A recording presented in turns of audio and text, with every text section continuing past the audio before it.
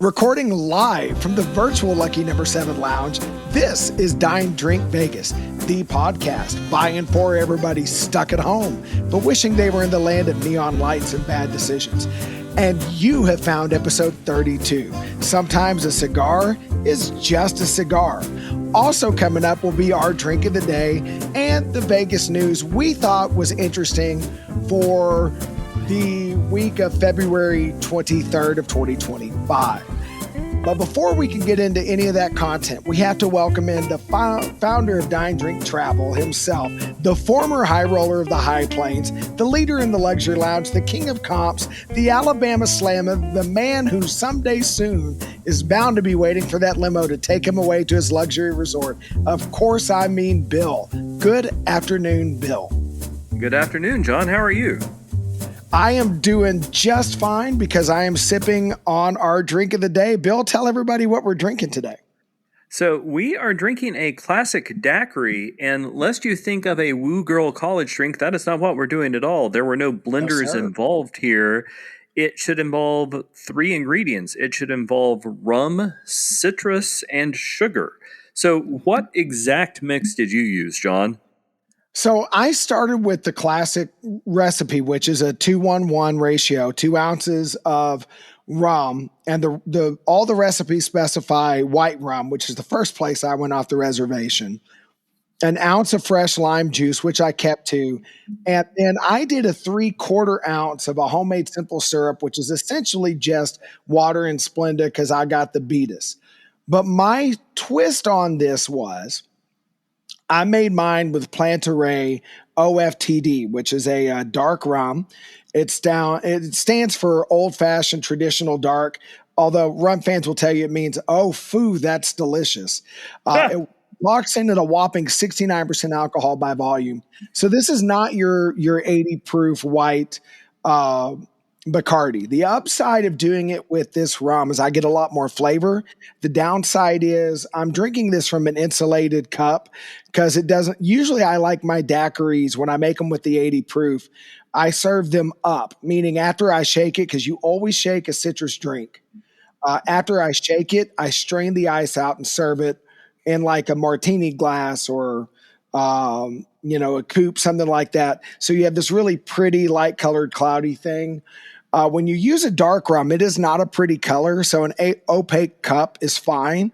And because it's a strong rum, I did it on the rocks because I want that dilution as it goes. Although you know me, I've got a shot glass with more rum and a little Amaro de Angostura, so as this thing starts to water down, I'm going to switch it up. Bill, what did you do?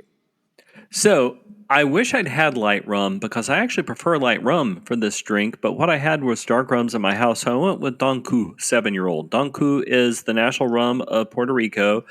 If you think it's Bacardi, sure, there's a Bacardi factory on that island, but that's not what the locals drink, right? They drink Don Q or Don Q in English. They're 7-year-old, so it's a dark rum, but it's not the super aged one because I wasn't going to use my high-end rums on a mixed drink. The other thing that I did was I went for and I used the exact same ratio as you did. Much like you, I served it up. Instead of limes, I went for lemon as my citrus, which actually works really, really well. I think I prefer the lemon to the lime here. And for sugar, it was a little hard to get the ratio exact, but what I did was toss it with some brown sugar cubes. I poured in the rum and I poured in the lemon juice, and I put the ice in there, and then I let it sit for a while to dissolve the sugar. Then I tossed it a whole bunch of times, walked away, tossed it some more. But this is one of my favorite drinks that we've done on this show. I want to do it properly with a light rum next time, but this is precisely the sort of thing I think I'd want to drink with a cigar. So, yeah, and I love the versatility of a daiquiri because you could do it. Usually they recommend either plain simple or demerara simple, so you get a little bit of that brown sugar flavor. Because I'm using an old rum, an aged rum, it's got some of those notes in there. There's a little barrel aging. It's a darker rum. It was made with darker sugars. So I could use a plain sugar. You can also play around. Most people think of Bacardi or Don Q or a light flavored light rum. There are some light colored rums that are flavor bombs. Ray and Nephew, Smith and Cross. There are some really funky clear rums, you can use those in a daiquiri and get some really wild flavors. If you grab a Brazilian cachaça instead of rum and add even more limes, you get to a caipirinha. So there's a lot of variability in the daiquiri family, which is one of the things I think makes it great. It is, and I want to do one more thing before we move on and talk about why we did this as our drink of the day. So our topic today is the Great Vegas Cigar Lounges, because we've talked about that, scattered across episodes, but I don't think we've ever done an episode on it. But to me, my favorite drink when I'm having a good cigar is rum. And that makes sense, right? Because they're both Caribbean Yeah. products. It's not that whiskey goes poorly. I had whiskey at No. my favorite cigar bar here in Alabama on Friday, and it was great. But I don't know, to me, the best cigars pair with a really nice rum. Sometimes I don't even need a mixed rum drink. Sometimes I'll just have a high-end rum itself. Yeah, and I've noticed you tend towards Connecticut wrapper, lighter bodied, lighter flavored cigars. And I think rum is the perfect foil for that, whether it's aged or not aged. There are some cigars where I might prefer, like if I'm doing something with a Maduro wrapper, I actually like the spiciness of a rye or maybe even a Manhattan cocktail. So to me, it kind of depends on the tobacco you're pulling for.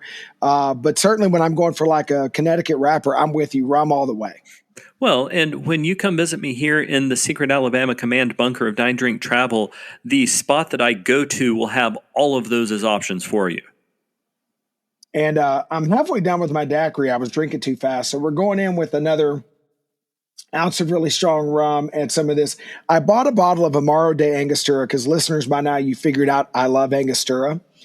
And I'm hoping this gets me somewhere in the ballpark of a Trinidad Sour.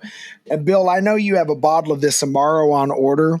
We're going to revisit the Trinidad Sour because we did that in an episode last March, and we didn't quite get the ratios right, just using Angostura as a spirit. I think this Amaro will help us get close to what I wanted that to be, but help us get a better result. But anyway, I'm going to see what happens when you put that Amaro in this drink. And how is it? Yeah, that's really good. And I would absolutely, now I want a Maduro leaf cigar. Yeah, that would be perfect. So that's right up my alley. It's no longer a daiquiri. I don't know what this is, but it's delicious. So we're going to roll with that. So, Bill, why don't you kick us off on topic? Because I like cigars, but this is way more your jam. Walk us through some of your favorites, and I'll chime in where I've got a thing to say. So I guess the first thing I want to talk about is the difference between downtown and the Strip. And we have a lot of back and forth on this show about me liking the Strip, whereas you like downtown. And while that's broadly true, we both like both spots, right? True. Yeah. If you want a good cigar bar, you've almost got to go to the Strip because really the only spot in downtown is at the Chicago Brewing Company. And the Chicago Brewing Company is great. It's a nice bar. But like they don't have a lot of really high-end alcohols. Mostly what they specialize in is house brewed beer, which isn't what I tend to want when I'm having a cigar. Right. It's also a small space without a good humidor. So again, I enjoy going there, but that's not for the high-end cigar experience. I guess rule one is if you enjoy cigar bars and if you want that to be a focus of your trip, this is probably a trip where you need to go to the Strip instead of downtown. Have you seen anything different than that, John? No, I completely agree. I mean, there are places downtown where they will happily let you smoke a cigar.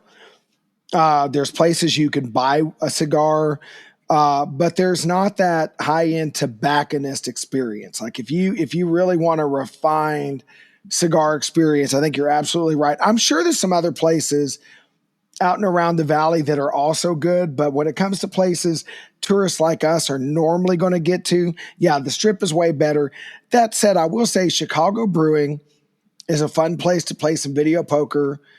They have a decent, not a great liquor selection. The house-made beers are good. They've got a small but decent selection of cigars. And if you want to smoke a cigar in a place that feels like the kind of bars I'm guessing our grandfathers would have enjoyed patronizing, that's what Chicago Brewing does, but it is not a refined experience. And sometimes you want that refined experience. So, fun story.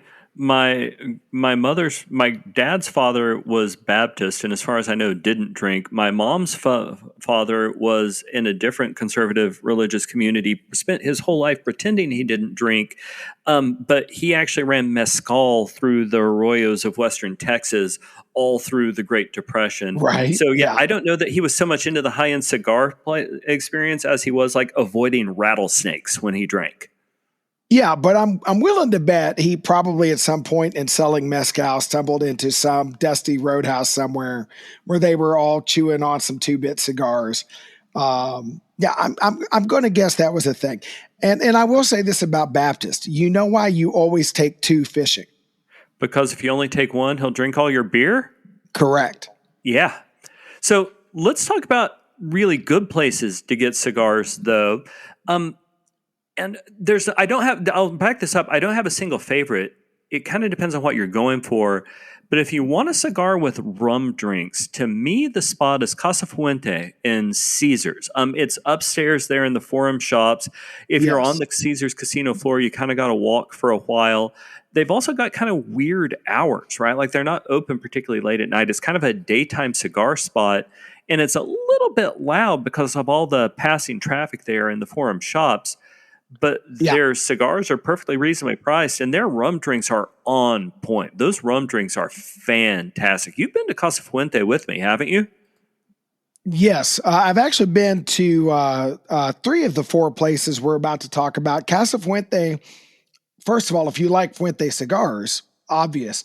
And I do. I like the My Father cigars. I like the Fuente labels.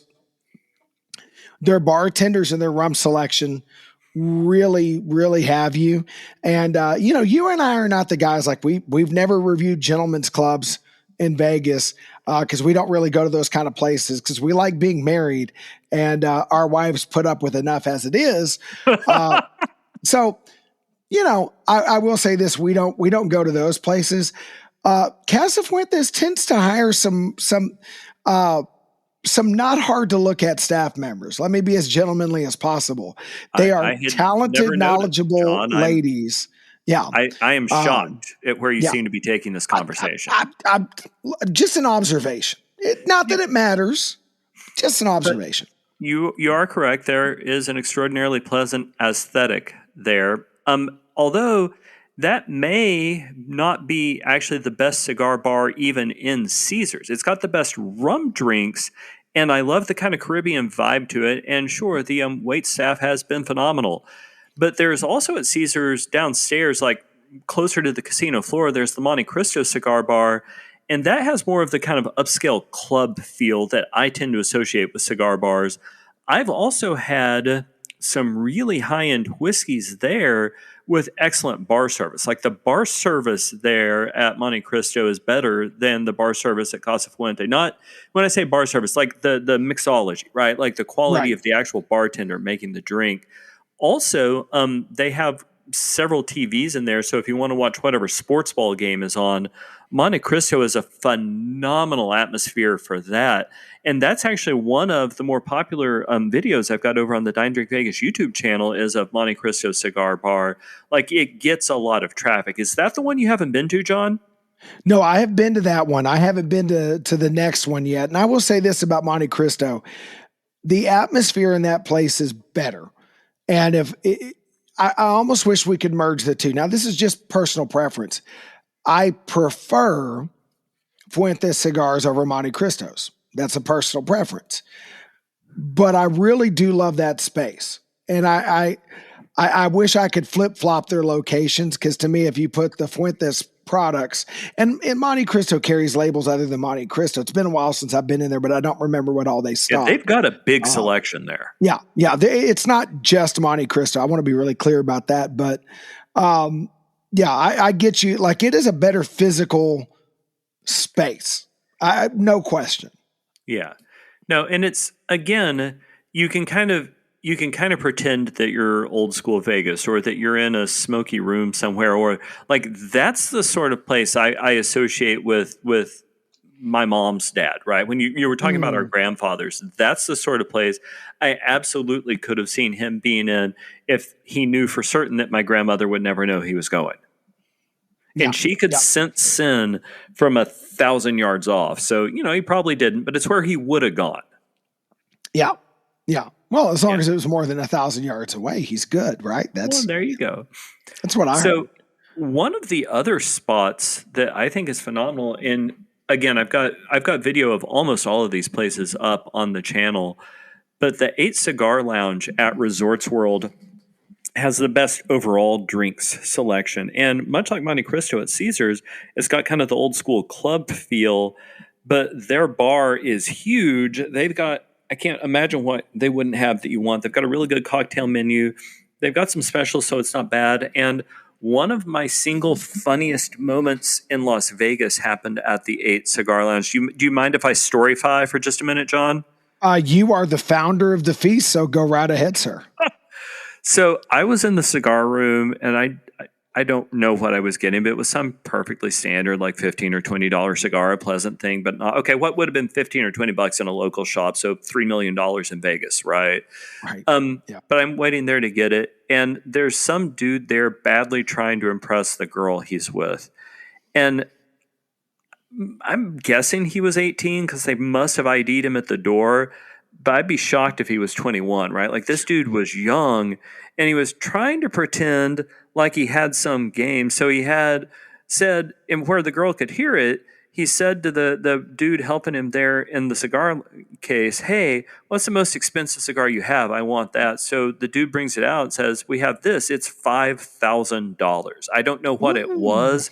I just know it was $5,000, and I knew I'm out, right? Like I don't want it Yeah. for that price." He's like, "Oh yeah, no, that's absolute. I've had that before." But then he starts subtly talking the price down till he winds up getting the cheapest thing. So y'all don't pretend, right? If you've got a budget, that's cool. The people in Vegas know how to interpret that. And if you're trying to impress some girl who depends on you having a larger budget, that's the wrong move, right? Like you're not going to be happy over the long term. And B, she's going to figure it out anyway. Don't start arguing that price down. Yeah. Hey, if you're trying to impress a date in Vegas, tell them that you know a secret locals place. Get in the Uber and go to Cleaver or Herbs and Rye during happy hour and buy the half off steak dinner. Yeah. But Esther's isn't half price. I'm trying to save people money. Esther's is amazing. But go to Cleaver or Herbs and Rye and pick out on that happy hour menu and act like a baller anyway. So there you go. Cool. Oh, I didn't know they did a happy hour. Yeah. 8 Cigar Lounge is fantastic. Again, it's got a very similar sort of club atmosphere. It's just a much larger space than Monte Cristo is. It's also got an outdoor patio with heat lamps in the winter and with misters in the summer. So it's got an indoor-outdoor space that works pretty well. But if you want so the whiskey drinks at Monte Cristo are great. If you want the widest possible bar selection with probably the best overall bar service, then I would go to 8 Cigar Lounge. And you said that's where you've not been, right? Haven't been there. I've never set foot in Resorts World. I have failed you as your friend. We need to, at some point, we need to make the Labor Day trip go to Resorts World because that's a great place for a guy's trip. Yeah, even if we don't stay there, I think we need to go up there for a night. And I there was a trip where we were going to do that, and I had to back out because I had a family obligation. So I'm not against that trip. I just haven't had to have it yet. And I don't care if we stay up there. I definitely want to, Uber up and go see the place and go over and see Fontainebleau. And what the heck, I'll go over to Slots and Fun and burn $20 in the sad clown house. Ugh. So yeah, why not? When I talk about my single favorite cigar bar in Vegas, I'm going to shock you, John. And you've been there, and we've talked about this before. Yes. But do you know why my favorite cigar bar is my favorite cigar bar? Okay, so here's the thing. You're not going to shock me about knowing it's your favorite because we've talked about this. Right. And I like this place. But why is it your favorite? So let's go ahead because I do like this place. Happy hour specials. It is a cheap place to have a phenomenal experience. You have a baller on a budget. Yeah. But no, like you can routinely, particularly, earlier in the day, you can get like a $10 mojito, and their mojitos are phenomenal. They're quite strong. They're quite large. The cigars are reasonably priced. They've got an indoor space and it's nice, But and I'm so sorry. It's I should back tiny. up. This is the Monte Cristo Cigar Bar, and it's not the one Uh, down in Mandalay Bay. it's not Monte Cristo. I swear it was. What is it called? Davidoff. Davidoff. That's what I meant. I was just testing you. You passed the test. Cool. Yeah. So it is not the Davidoff which is down in the Mandalay Bay. It is its own freestanding thing that is in front of the Fashion Show Mall or Fashion Place Mall, Fashion whatever mall that is Fashion show. across. Okay, cool. That is across the street from Wynn on one side and across the street from Treasure Island on the other side and catty corner from the Venetian Palazzo on the other one. So, but it's this little bitty spot out on the sidewalk, small building. They've got an indoor space, which is fine, Yeah. but mostly why you're there is because of the outdoor space, again, with the heat lamps or the shade, depending on the time of year. It is the best people watching in Vegas as you watch people go up and down the strips. Amazing cigars, amazing drinks. Now, again, they don't have as much range of stuff, but the stuff they have is very good. You can get a mojito for $10, depending on the time of day. Like, I can get out of there with a really good cigar and a couple of drinks and a decent tip. Sometimes I can do it for $50, certainly for $60, Yeah. but it's for a heck of an afternoon. Yeah, and if you happen to be heading to Emmett's Steakhouse, which is literally right outside of this place, Yeah, it's across the sidewalk. You can have a phenomenal high-end evening, compromise on nothing. Tobacco, alcohol, food, service. You can have a top flight Vegas night for a fraction of what it would cost in any of the resorts in the surrounding area by going to Davidoff and then going over to Emmett's. And I would highly recommend that to anybody. That is a baller on a budget move, Bill. I am impressed that your high roller self has found some baller on a budget. I mean, things which are good. Right now, to be clear, sometimes they've got some fines on the bourbon. I spent probably $40 or $50 for a shot once, but for what the shot was, that was a good deal.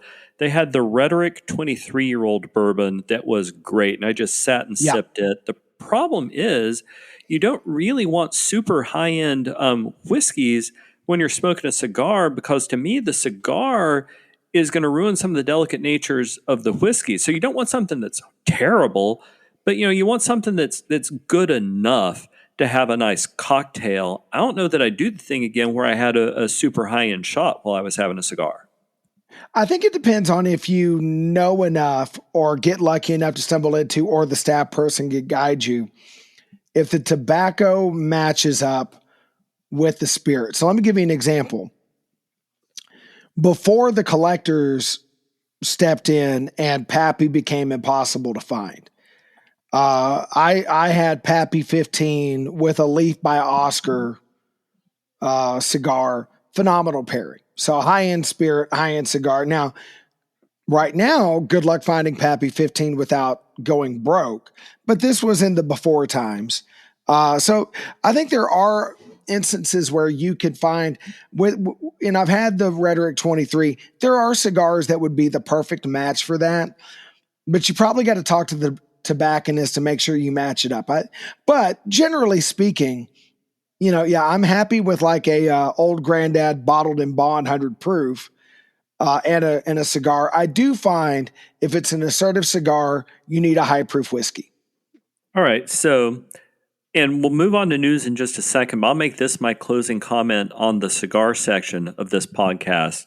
I think to me, the perfect evening in Vegas would be to be at Treasure Island playing blackjack, because they've got the best blackjack rules on the strip, right? And it's not even close, right? But go to Treasure Island, play blackjack, stumble over, have a couple of cocktails and a cigar there. And you could do this in whatever order, right? But stumble over and have a couple of cocktails and a cigar right there, then stumble, what was it, like maybe 20 feet over to Emmett's and have an excellent steak dinner, right?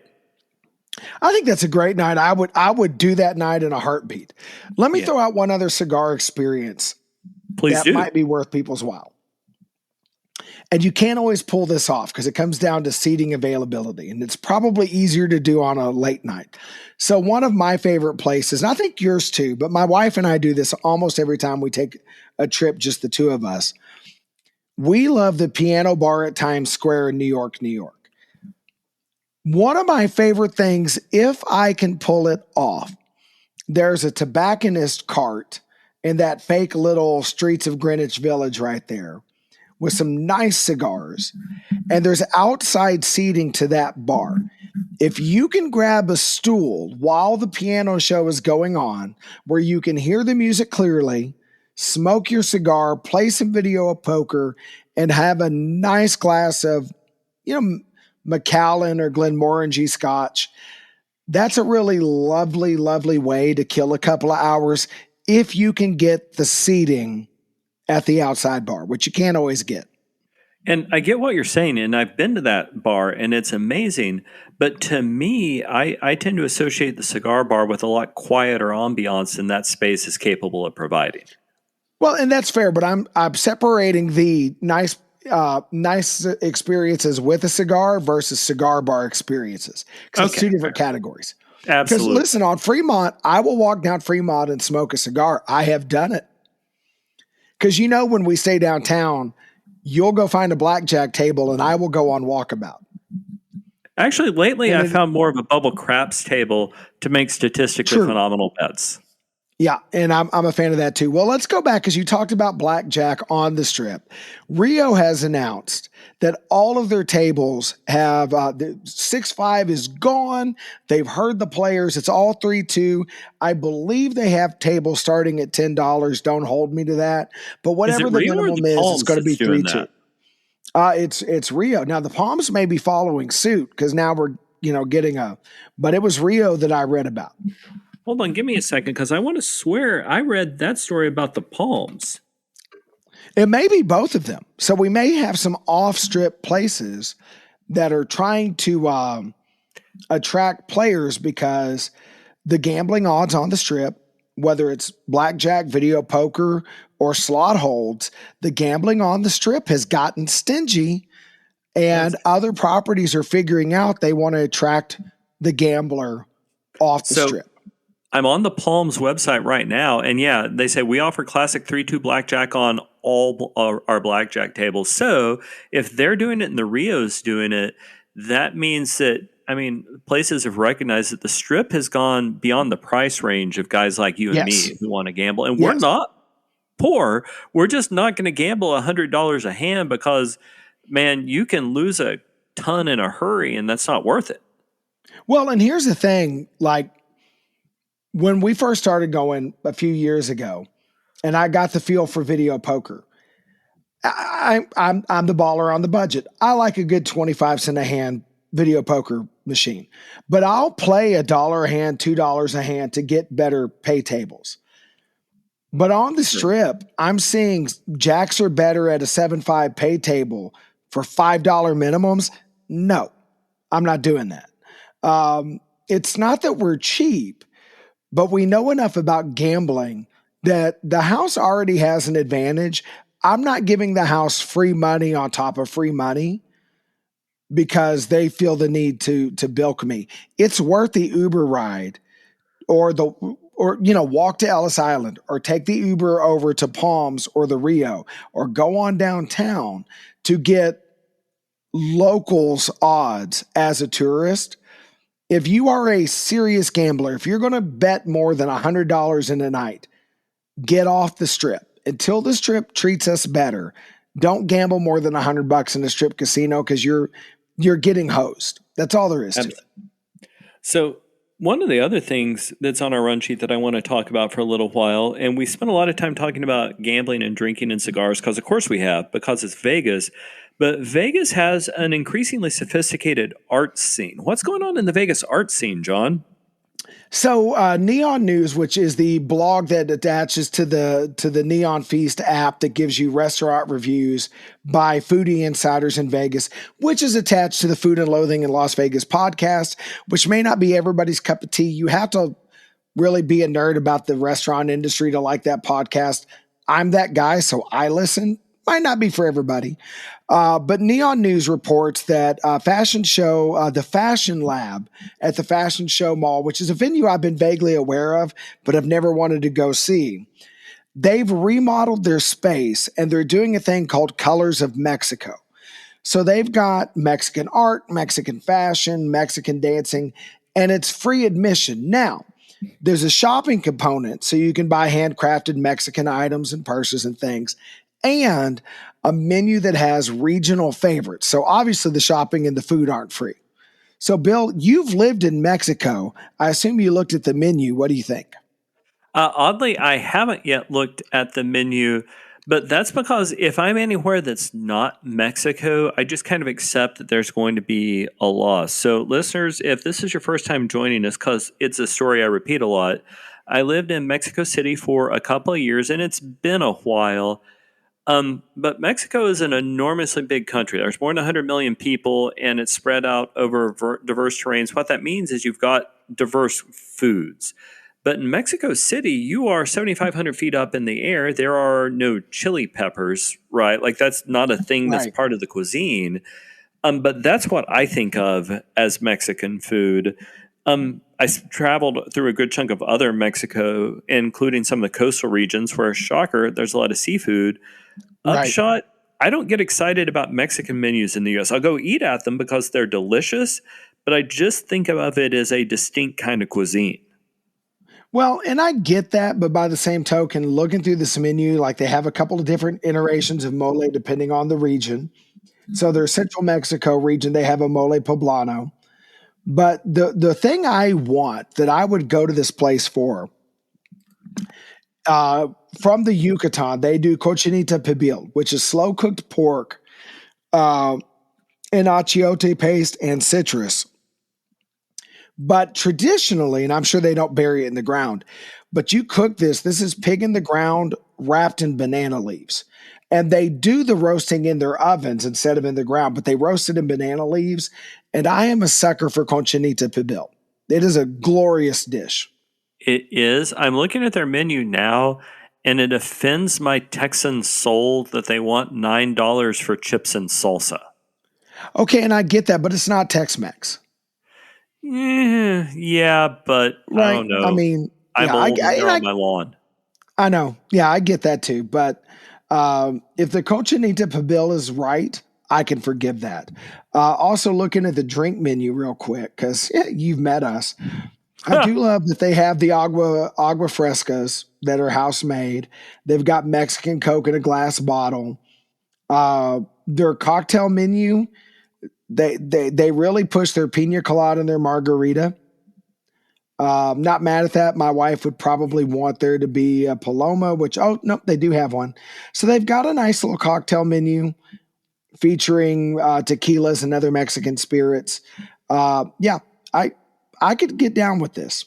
All right. What about other restaurant news in Vegas, John?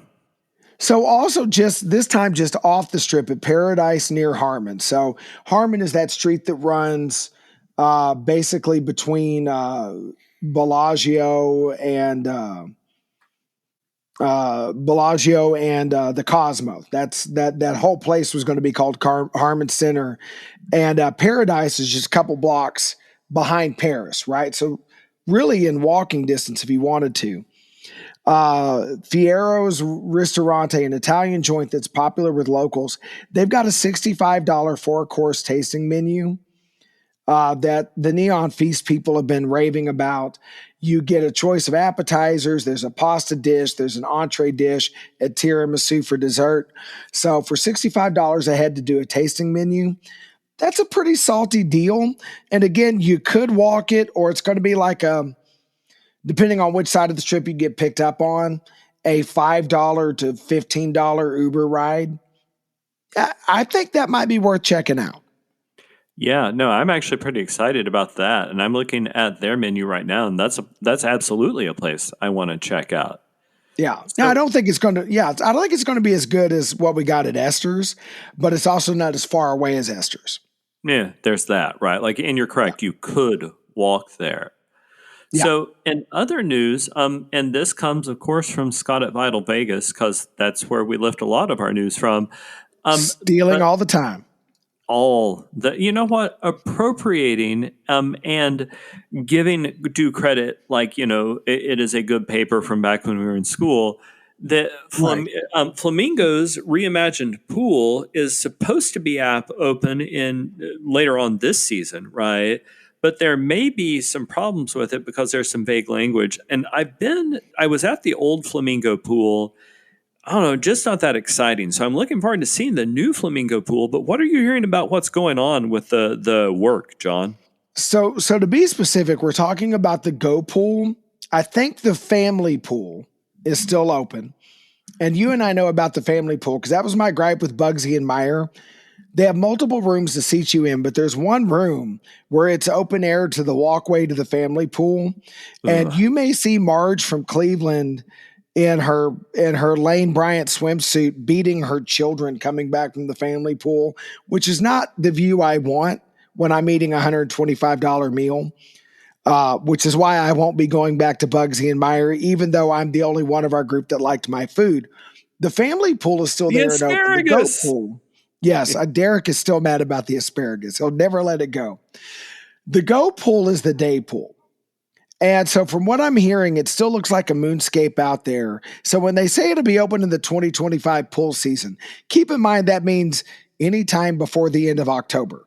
But a lot of people are saying it doesn't look like it's going to get done. I don't care either way because this is a day club. There's going to be a DJ. There's going to be people young enough to be my children. If you are that person, God bless you. If you look good in a swimsuit and could dance to house music, God bless you. I hope this pool brings you joy. I am old. I want a bucket of beer and a pool full of other old fat people. That's what I want. So it's not for me anyway. Outstanding. Hey, so our last trip was to the plaza, and we had talked some about pop-up pizza. Isn't pop-up pizza moving? Yeah, so this came by way of the latest episode of on the Main Street, on the corner of Main Street, which is the Plaza's podcast, which I haven't listened to yet, but I caught this through the Food and Loathing podcast that apparently Scott plighted out of Jonathan, the GM at Plaza, that Pop-Up Pizza is about to move. There's an unused space over by Hash House of Go-Go, which is a little bit bigger. Pop-Up will go there, and some other food concept will go where Pop-Up is. Both are still going to be counter service. So Pop-Up isn't going to sit down. They're not going to try to compete with the sit-down menu at Pizza Rock because good luck doing that. Yeah. But it's still going to be counter service, get a slice, and, the Food and Loathing people speculated that this might be giving way for a burger joint in the Plaza, and I hope so. The last burger joint in Plaza was McDonald's, and good riddance to that being gone. Ugh. But I think having a place, especially Plaza being what it is, having a place that you can get a good burger or some chicken tendies after you've been on the floor playing some roll to win bubble craps, I think that would be a real winner. So I hope that's what happens. And having that burger right next to Sand Dollar Lounge so I can get me a PBR out of the vending machine and a burger. Yeah, I'm not mad at that. No, I'm not mad at that. But then again, I didn't mind the cheap beer with the pizza, which I realize you can walk like 100 feet across the casino floor and still get to. But well, and I do think they'll still sell because I don't know if you realize this. The Sand Dollar has its own menu of pizzas that are made by, it's made by Pop-Up Pizza, but there are slices you can only get if you order them through the lounge. I blame you, John, for the amount of alcohol you have forced me to consume against my will, which is solely responsible for me having never figured out that data point. It's not like I'm a large Mexican man with a flagon of sangria pretending to be the Mexican Tina Fey, but we shall not speak of that day at Senor Frogs. I think instead what we should talk about is your favorite buffet. Should we talk about the buffet, John? Nope. Comments withdrawn. Comments withdrawn. So, listeners, if you're wondering, John and I frequently go to Vegas and we read our Bibles and we have group prayer meetings. Thank you. Yes, we do. Yes. And I will take our last news story. I thought you might. The Review Journal is saying that the Capital One Lounge is open in Terminal D. I've not been there yet, although I actually am going to get a Capital One card just so I can. So one of the problems with the Vegas airport is that the gate structure is not very good. Like, it's all kind of crowded. There's not great places to wait. You're almost drawn into spending yet more money on a few more slot machines, which isn't great. And I am looking forward to there being another good lounge option, particularly since that's going to be over by the Southwest gates. And that might very well make me more willing to fly Southwest, if there's a quiet and comfortable place to wait for my flights. And I don't think Southwest flies into D generally. Oh, Southwest flies into C and B. Okay, then I was wrong. So which one is Terminal D? So Terminal D, I believe, is that's over in Terminal 3, and I think it's American. Oh, huh. So I was just in the American terminal last month, and there wasn't even a hint of that. But no, you were right, and I am wrong. That is, in fact, the American terminal. It's just, okay, it's hidden off somewhere else. I know. I'm so sorry, John. I know what I was you're getting thinking it of. Confused with the Chase Lounge. Yes. And Yeah, I will not be getting a Capital One card. I currently have a Chase card, but I'm going to be upgrading to that Chase Sapphire Plus, not the regular Sapphire. You have to have the Sapphire Plus to get the lounge access. I have never paid for a card for lounge access, but I will for this one because that Chase Lounge, that's got my attention. Huh. You know what? That also has my attention because I hate waiting in the Vegas airport, and that would make the experience significantly better. Indeed. And I've been by where they're building that. Even if you're flying out of the sea gates, it's a pretty decent location. It's not that far from security. So it's going to be towards the B side.